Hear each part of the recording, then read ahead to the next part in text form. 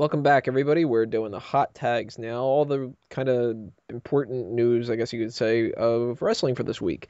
First off, Kaitlyn has a nip slip on Raw. That apparently was like the biggest thing in the world that everybody wanted to talk about. Yeah, I didn't notice it. Sick While watching perverts. live. I only heard A about lot it of after you. the show.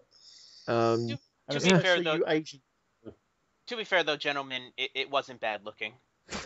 Yeah, Let's all not kid ourselves, all right? Pixelated. Maybe if you're into like Minecraft boobies. Miguel, right?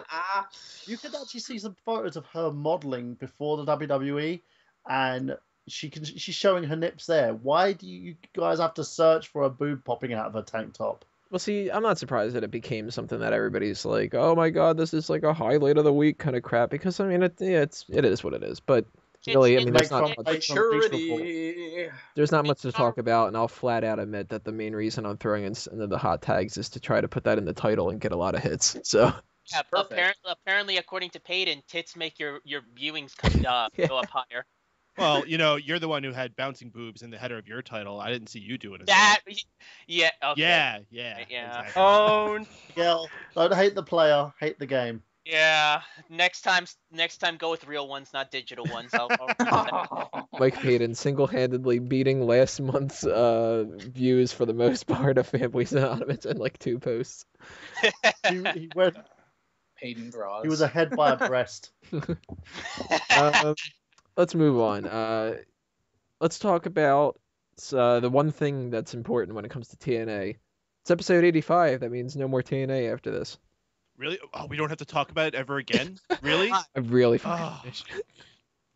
So, you got to make sure that this upcoming episode of Keeping Kayfabe just kills them if you're going head to head. Well, Thursday Night Wars are in full effect. Well, I guess they aren't if they're out of business, but what will we do? I guess this is the point where Keeping Kayfabe is going to start to get stale and stagnant. You're gonna We get should not watch gonna be TNA competition. after Your this. summer is not gearing up to be. You have that big summer angle that keeps people tuning in. You don't have that going on. It's your downtime. Well, we were Politics. thinking about Well, now teasing that I a have no feud between me and Payton. Right, Uh, no. We're teasing a feud at the moment. It might be me and Payton against one another. Then Brandon's going to be the peacekeeper, and somebody suddenly taking he'll do a F5? heel turn. No, guys. Yeah. We gotta really push it over the top. We're gonna have Peyton get blown up in a limousine. It has the sideburns. Well, apparently we already. No, we're going to reveal that Brandon's his illegitimate son. No, the question is, who is Jester's secret admirer? It's Biggie Spoiler Langston. alert! Spoiler alert! It's Alfonso. All right, let's move on to some actual like kind of serious topics here, but the one that matters the least. WWE lost another creative member, David Kreizman. I don't know. Who? But this is like what, like the 8th creative member that they've lost in like a 2-month span or something. Well, I It mean, really is Well, like if they're you've got falling like. demands on television, then yeah, obviously. if you've heard any stories about how their creative system runs, it's a horror show. I mean, I would never ever wish to ever work for WWE's creative team because it just sounds like a grueling job. I mean, if you've heard any of the interviews from like a lot of the earlier members of the creative team, because I think now they have a non-disclosure agreement. I mean, I've heard nothing but bad things from a lot of these guys. Just how insane Vince McMahon is, and how much of a peer pressure environment it is.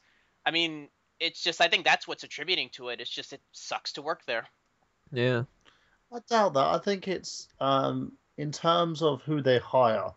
My issue at the moment, and I think it's a revolving door with the WWE because they're not hiring people who are familiar with the product. That's the problem. Hmm. If you've got soap opera writers, if you've got Yeah, they're going very sports Hollywood guys or with their writing television choice. producers, you're not going to have people who are familiar with the product. Kevin Dunn. And Vince expects everyone to know the product from Adam, and that's the problem. And because with a combination of Vince being Vince and people not being knowledgeable, it ends up just costing them their positions. And I'm not surprised by this, but I think they need to start looking from within to actually find the next creative team member without going outside and trying to find someone who could be the next big Hollywood writer. Right. Well, when you've got a creative team of like 8 or 9 people, of course there's going to be an issue. I've always thought that they need to downsize it and whittle it down to like 2 or 3 at the most. I mean, if honestly, if in a perfect world, I probably just have one guy, one booker, one guy there, maybe 1 or 2 guys next to him to kind of flesh things out, but you have one vision to guide people through. Because when you're doing it by committee, you get a lot of these piecemeal ideas. You get a lot of what TNA went through during its first run, because it was booked by committee for a little while.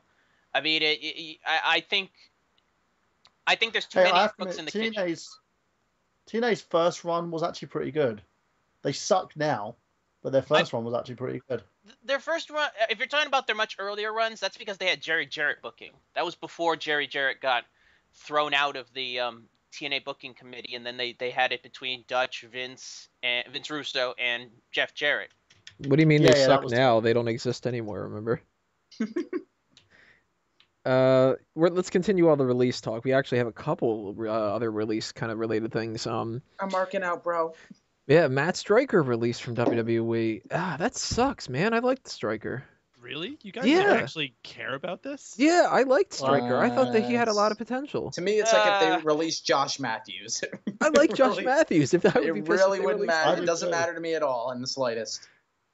To me, The thing what they did as soon as they started treating SmackDown as the B show, I think Striker just didn't matter anymore, and that was the main problem. And also the fact that he was Vince's pet project.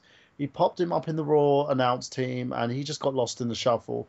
And I think the nail in the coffin for him was when Booker T came back. But he has been entertaining. If you saw him on Next when he got tied up and stuff like that, that was hilarious. Or even the matches he had as a wrestler. They could have at least put him down to OVW to FCW, NXT to get guys trained up, to help guys hone their craft, because he's a pretty good wrestler, even though he's never had the big push. see, I don't think he has anything to offer when it comes to wrestling, but I think that he was really good when it comes to the backstage interviews and the commentary. I mean, he was a little corny, but when you look at corny. yeah, but when you Yeah, look at stuff though, is that really that bad considering how long we've had Jerry Lawler do similar kind of crap? Like The only thing that would have been worse is if Mike Adamle had Matt Striker stint instead in terms of longevity. but there's a difference when it We comes can say to he was far better than Taz. well, there's a difference when it comes to the Todd Grishams. Todd Grisham was fucking awful. And I was so happy when they released I it. loved Grisham on Bite This though. Todd Grisham quit. He wasn't released. Let's be whatever, very clear. whatever it was, I'm so glad that he's not there anymore. He has a real job with ESPN now. Yeah. He's one of the only people that I actually gave a specific editorial to on Smark Out Moment called Todd Grisham Sucks. But Stryker and Josh Matthews and all that, I like them. I didn't want to see Stryker go. I don't want to see Josh Matthews go, because really, who are they going to replace him with? Byron Saxton? He sucks. Yeah. No, I will defend Byron Saxton. I've always been a bit of a fan of his. I've seen his work in FCW and NXT. Big deal. Titus O'Neil could definitely be an announcer on the side as well as a wrestler. I mean, they're not doing much of him in the ring. Fucking throw a suit on him. Saxton has charisma, and it really showed. Especially, I think it didn't show as much during that last run of ECW when he took over the announcing. But the man does have charisma. I really am hoping they bring him up soon. In terms of Matt Striker, I liked him early on when he first started doing announcing, because he was able to bring in those little nuggets of information. You can tell he was an actual fan of wrestling. When Vince got his claws into him, that's when he started to, in my opinion, lose a little bit of credibility, because you started to get the sense that Vince was telling him what to say. Yeah, and he was getting a really garbled as well. Yeah. At points, yeah. But I like him. I do think he was really entertaining. I think, like you said, he was way more entertaining than Todd Grisham was. I've never been a fan of his. In terms of where I would love to see Stryker pop up, and I don't want him to go to TNA. I don't want him to. As much as I'd like to see him replace Taz, I think TNA would smother him. TNA would smother Matt Striker. They would just not know what to do with him. I would love to see him pop up in Ring of Honor. I think nothing against Nigel McGuinness as a color commentator. It's just not his thing. He's passable, but he's not good. I'd love to see him and Kevin Kelly team up. I'd love to see a Matt Striker Kevin Kelly announce duo. I think those guys could thrive, and I think Striker would really open up to the product. He'd really be able to give an intuition into it. I wouldn't be surprised if Stryker is a fan of ROH, in all honesty. He used to wrestle there. Yeah. I would love to see us... He was a pure champion there. Yeah, I think Stryker and Kevin Kelly as a team would really work. They'd really have a good chemistry with each other. What do you guys think about the rumors that we might see Colt Cabana be a commentator? I'll give him apparently I'll give him a little bit of a pass where if it does happen, I'll see him before I actually judge him, but I'm not too thrilled with the idea. Well, he's pretty charismatic. I don't think he'd do a bad job, but I have to listen to how he fits with the team first. Right. I can't just go on and say, you're going to be a great color commentator right off the bat. I'm sure you could probably put more energy than Jerry Lawler's phoning in, but they're probably never going to get rid of him. But Scotty Goldman. By the way, did anybody but me find it weird when they did that product placement with Jerry Lawler with the Hardee's burger, considering he just had a heart attack a couple months ago? Yeah, I kind of turned a blind eye to it. That was so long ago at this point. Jerry Lawler got all his tubes cleaned out. He's fine. He could eat a burger if he wants. Let the man live. I'm sure the burger was very tasty. Never had Hardee's or Carl's Jr. We don't have them in my area. Hardee's is fucking awesome. You know what? Let's move on to another release one. This is a quick kind of thing. Rumor has it the reason that Percy Watson had been released was because he had an attitude problem. And he... the Attitude Era was a long time ago. when they took him off of the roster for Raw on the traveling shows, that he decided to start missing practices. Well, no shit, you're going to get released if you do that. Jesus. Who is this now? Percy Watson. Oh, yeah. He was... Percy Watson. Oh, no! I'll be honest, though. He had a charisma to him. I actually wouldn't mind seeing him in TNA. I think he would have a lot. I think he would have a lot of fun there. You would like to see the flamboyant Eddie Murphy in TNA. Can I just put this to Percy rest? Watson, flamboyant tag team. There we go. Percy Watson was not that good. He just happened to be surrounded by a lot of garbage, so he looked a lot better than he was. I mean, when your competition is you know. Yeah, let's have a promo about mustaches. That's a great idea. That'll work. Oh man, the original NXT was awful. That's not split hairs about it. God, there were so many awful people out there. Season 1 was okay. Season 2 was garbage. Lucky Cannon. The Genesis. I liked Alex Riley. Miguel Arcadi. Alex Riley was good on NXT. You liked who on NXT? Alex Riley was good on NXT. Oh, Riley was awesome. He's the only good standout from season 2. Well, Kaval wasn't too bad. He was in. Was it Husky Harris on there? Yes. Yeah, but he really honed his craft after he got sent back down. I noticed him. He was probably. I actually noticed him more than. I thought he had potential then too. I always said it was Riley because it was like, here's Alex Riley. He's with the mid. You get him yet? Have you noticed him yet? No. All right, let's put him in a big sparkly diamond jacket at WrestleMania. And not do anything with him after that. All right, there's Percy Watson. That's all we need to really talk about with him. Now, the two other main topics, and I'll do this one first because it kind of transitions a little bit with the release stuff. Mark Henry is not retiring. Thank God, because I was just like, I think we all kind of had this little suspicion for it, and then we started believing it. No, I had no suspicion for it at all. I thought he was legitimately retiring. I mean, you didn't. After the Edge stuff last year, when I thought that was just a swerve for Del Rio to come out and get some really cheap heat for interrupting his retirement speech, quote unquote, and then it ended up being real, I did not doubt this one bit. They were playing it up big. Mr. No Days on Raw was actually crying over it. I just assumed that was because his career is over. Damn. So I actually thought it was true, and he just came off of being hurt again, and I could see maybe injuries actually plaguing him and keeping him down.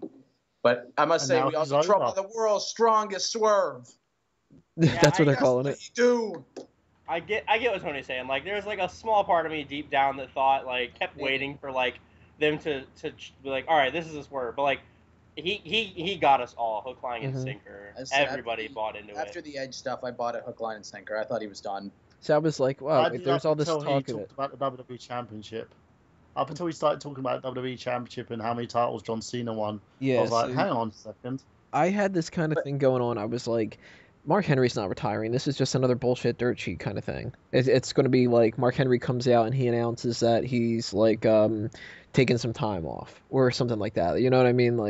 or they're going to do this as like a way to turn him babyface, and he's going to take off for the next month and come back and have that match with Biggie Langston. Like, and then when they started actually showing him like crying and stuff, then I was like, oh fuck, Shit. okay, I guess he is kind of doing that. And then when he mentioned like when the people said Mae Young, and he was like, "Oh, not Mae Young, you dummy," and like he was like real like jokey with the fans, and he mentioned his kids and all that. I was just like, god damn He it, is Mark Henry actually is going. going. Yeah, Jeez. I'm like, god damn it, I really didn't want to see Mark Henry retire and all that.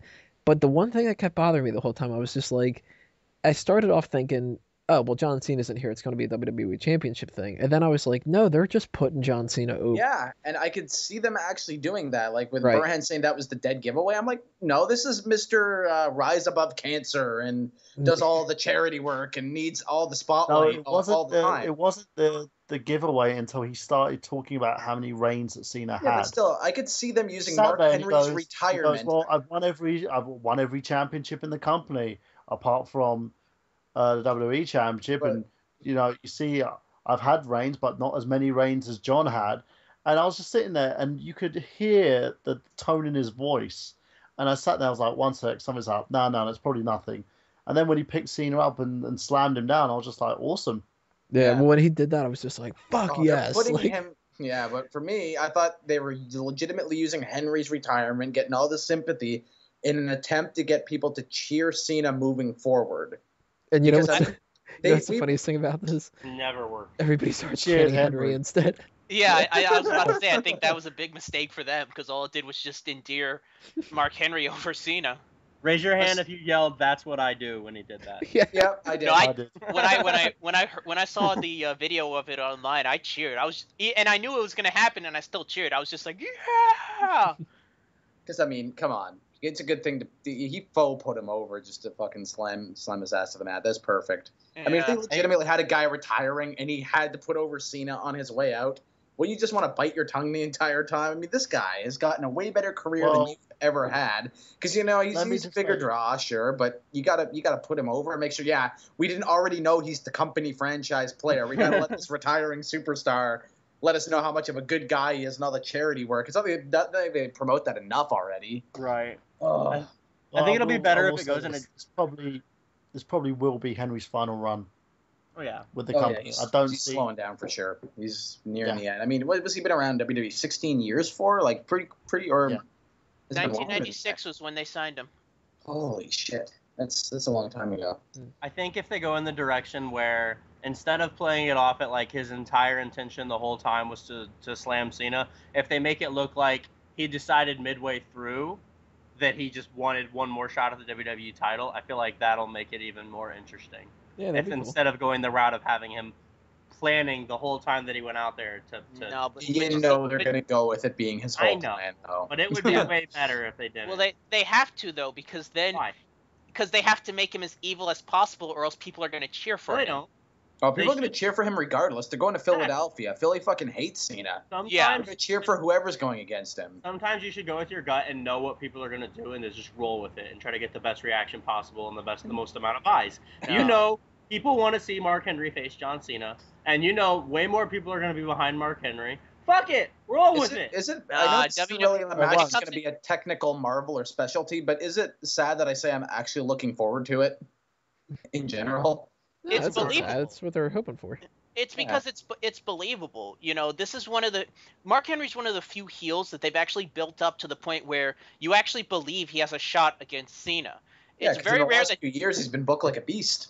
it's very rare that WWE books an opponent to be big enough to where you actually buy that he could actually beat, you know, a guy like John Cena. Ryback. Oh, Yeah, I like don't. Ryback. I don't mean, think everybody Mark bought Henry's him Cena being at a all. contender after he just lost to Henry and started challenging Cena, right? At least they're finally going back on that and giving Henry a shot. Do you guys honestly think Mark Henry has a chance of beating John Cena? Really? No. Yes. I know Of he has course no not. chance of beating him, but he's a way better, more believable challenger than Ryback was. Fine, yeah, I agree with that, but he's not going to win at all. There's a 100% chance John You Cena. know, Cena's carrying that belt for a long time. Yeah, It's Cena's just- not dropping it until probably Night of Champions at the I earliest. give them credit for like making Henry and Cena's match at Money in the Bank at least interesting because of the promo they did. but I don't at all think John Cena is losing anytime soon, so it doesn't do anything for me. During the match, I'm not gonna be emotionally tied in and go, oh man, Cena might lose. That didn't happen to me when he was facing Ryback. After the match was over, I said, that match was decent. I'll give him credit. Ryback and Cena had an okay match. It wasn't bad. I never once thought Ryback was gonna win, and I don't see that happening with Cena and Henry either. Let's move on to the last part here. Daniel Bryan on Raw actually did get injured apparently in that match, and rumor has it he went backstage and flipped shit on Triple H. How come I'm having the hardest time actually buying into this, even though it was apparently legitimate? I don't buy it either. No, Am I the only one who's kind of like? And on top of that, they played it off like his anger management gimmick went off when he went backstage. And does Bryan really seem like the type to get in Triple H's face and just yell at him? WWE.com has this thing up about it too. Like, what really happened between Bryan and Triple H? We recorded it. Like, I mean, it sounds so fucking convenient, doesn't it? I would not be surprised if it's Bryan and Triple H just kind of working the backstage crew. I believe it's fake, but I believe it's so inside that only it's a work shoot basically. Yeah. It's just that they did this so they can put something up on the website and they didn't tell anybody else. You know, I do find it funny thinking about it, seeing 6'1", however tall Daniel Bryan is trying to yell up to Triple H. Oh, he's not 6'1". Ryan's not 6 feet, but that's what I mean. Like, he's like 5'2". Can you just imagine him just running, like, beelining to the back and just getting in Triple H's face at the gorilla position, no less, and legitimately yelling in anger? Wouldn't you be scared of losing your fucking job? Now, I'll give them this, though. If somebody were to do something like that, I could see Daniel Bryan having the guts to do it. I mean, he's already been released for a stupid reason before, and he would stand by his convictions to be able to be like, yo, come on, knock it the fuck off. But I don't think that it actually did happen with this situation. I would believe it a lot more if it would turn out that, like, they were promoting it so goddamn much either. It's like, well, you gotta see this story. You gotta see your Triple H side. You gotta hear Daniel Bryan. So let's post 4 articles on it. Yeah, I would believe it a lot more if it was somebody that was completely out of nowhere. Like if one of the Usos would have flipped out. And on top of that, Bryan has been promoted as being a short fuse with anger management issues for nearly an entire year now. It's a part of his character to flip shit. What about that's not making me think that's in character? Right. I don't even believe the injury was really that legitimate. Like, they've been seemingly using the whole concussion thing with Ziggler and the fact that, like, all these other sports leagues are, like, really taking extra attention to concussions. It's making me think that, like, they're really using that as, like, we're going to have fake concussions and try to show us as a company that makes sure our superstars are taken care of. Like, that's what having Del Rio comes off that way every time. Kick someone in the head 3,000 times in a match. Well, that's how you turn him heel. Like, I was legitimately uncomfortable watching that. We'll get a good point of that later on. But does anybody actually believe it's a 100% shoot? Bryan flipped shit after a match ending, and that he yelled at Triple H right in his face. You actually believe it's legit? It's a work. 100%. I believe it's legit. Okay, I'd love to hear your reasons why. Right. Okay, he's an impassioned guy, for one, right? He's wrestled all over the world. And imagine just stopping a match from the fly when he's been told before he even goes out to the ring, you're going to win this match. Right? Goes in there and then having Orton sarcastically pat him on the head like, oh, it's all right, it's all right. It would piss anybody off. You could also see the look in his eyes as well. He was annoyed. He's like, I'm not hurt. He suffered a stinger. He's a good actor. No, but he suffered a stinger, right? And the stingers. So the article says from a guy who's suffered a few stingers himself, they hurt, but you get back up and you can wrestle in the ring from it. And I do believe that the WWE are taking things a lot more seriously now. I think they're looking at things through the lens in terms of wrestlers' health and their well-being. Is it a bad thing? No, but in a sense, yeah, I do agree that they're putting on too many concussion storylines. But I do believe that they were generally concerned about Bryan's well-being. They made the call, had the match end. The referee ended the match on the fly. He went round to the back and he yelled at Triple H because he was furious. And it's a fight. I agree with every one of you. anybody else, they probably would have got fired over it. And I just think he just felt, you know what, if I'm going to get fired, I'm going to get fired. What do you think, Peyton? I think Daniel Bryan should think twice before getting mad at Triple H, because Triple H is a very powerful man. And not only that, now that he is no longer fighting Curtis Axel, he's going to need someone else to be taking out his aggressions on. And Daniel Bryan's an awfully small man in a big pond that Triple H has control of. Keeping kayfabe, huh?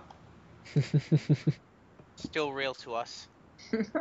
Listen, everyone's arguing about this like it's real. Like, everyone is so impassioned, cares so much of something that we didn't even actually see on the television. It's like, fucking work. Like, the So whole bad. freaking internet is ablaze about this. Like, oh my Why? god, because they love Daniel Bryan. Mostly. It's Daniel Bryan sticking up to the almighty Triple H. And Yeah, because it's an injury kind of a thing too.